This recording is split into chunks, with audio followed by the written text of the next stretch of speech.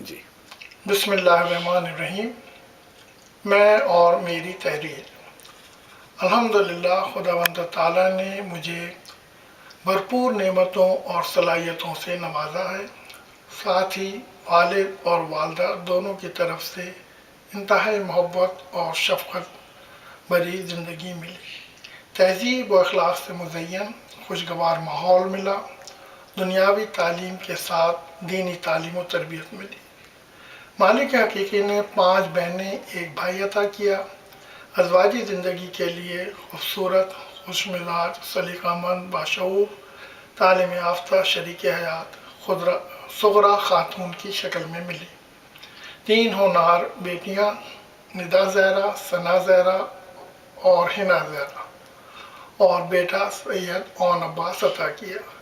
یعنی یہ سرمایہ عظیم میرے ساتھ ہیوسٹن میں مقیم ہے. بہنوں میں بڑی بہن ناہید فاطمہ، شاہین فاطمہ، چھوٹی بہنوں میں نگین فاطمہ، صغیر سیدہ اور مہلکہ. ایک بھائی محمد ضامن نقوی، ان کی شریک حیات شائستہ نقوی. یہ سب معاونین حیات ماشاءاللہ شہر کراچی پاکستان میں اپنے متعلقین کے ساتھ مطمئن اور خوشگوار زندگی بسر کر رہے ہیں. مجھے والد گرامی سید عواد محمد نقوی ظاہر امروہوی کی طرف سے ورثے میں سوزخانی کا فن ملا. دوسری طرف فن مزاح نگاری یعنی مزاح نگاری کا فن اپنے حقیقی چھوٹے چچا ارشاد امروہوی کی طرف سے ورثے میں ملا، جو بیک وقت خدا کے فضل و کرم سے مشہور معروف ناول نگار، افسانہ نگار، مزاح نگار ہندوستان میں لکھنؤ میں مقیم ہے.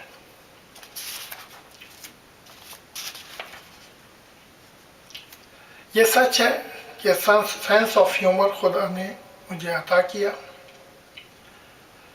جنگ اخبار کا پسندیدہ کالم تلخ و شیریں روز پڑھنا میرا مشغلہ تھا. اس کے علاوہ صادقین امروہوی کے قطعات، مجموعہ کلام، فن مصوری کے ساتھ ان کا کلام بلیغ مجھے بیحد پسند ہے. ادھر عہد حاضر کے پسندیدہ مزاح نگاروں میں مشتاق احمد یوسفی، مجتبیٰ حسین ابن انشا، پاکستان کے مشہور ترین انور مقصود، ثریا بجیا اور معین اختر مرحوم میرے پسندیدہ مزاح نگار ہیں.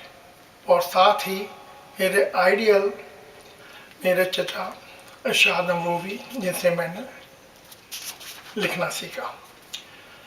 یہاں یہ بھی رقم کرنا ضروری تصور کرتا ہوں، میری ذاتی زندگی اگرچہ مسائل کا شکار رہی، پھر بھی میں نے اپنی عادت کے زیر اثر ہنسنا ہنسانا ایک اہم فریضہ تصور کیا. خدا نے مجھے اپریل 2011 میں دوبارہ زندگی عطا کی، جس کو قلم بند کرنے کے لیے کسی نئے عنوان کے ساتھ ایک مزاحیہ مضمون فکر کی گرفت میں تھا. عنوان تھا ہارٹ بائی پاس، جو پوری طرح اپنی علالت کے سنجیدہ اور مزاحیہ واقعات پر مبنی ہوتا، جو کہ ایک رئیسانہ بیماری ہے. خیر، خدا کا شکر ہے آپریشن وقت پر ہو گیا، کامیاب رہا، جس کے اثر موت و حیات کا فلسفہ اور نظام قدرت بھی سمجھ میں آ گیا. یعنی یہ خدا کے اختیار میں ہے، جسے چاہے زندگی دے، عیش و آرام دے.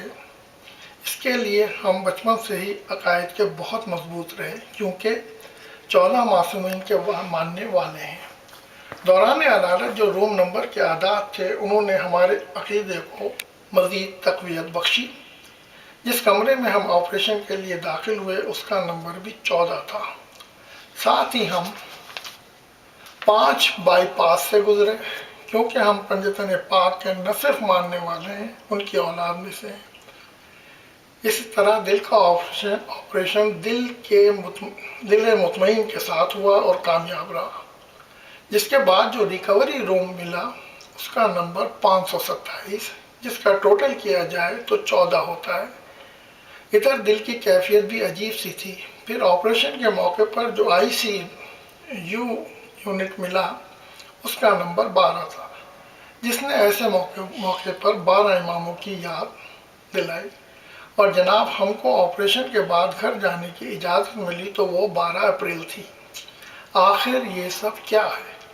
جب غور و فکر کیا تو سمجھ میں آیا بی بی سیدہ کے لال کی ذاکری کا فیض و کرم تھا۔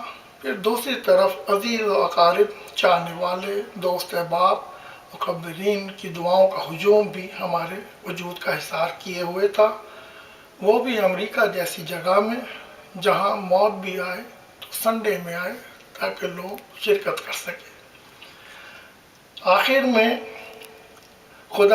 دعا کرتا ہوں خدا وند تعالیٰ آپ سب کو اپنے حفظ و امان میں رکھے۔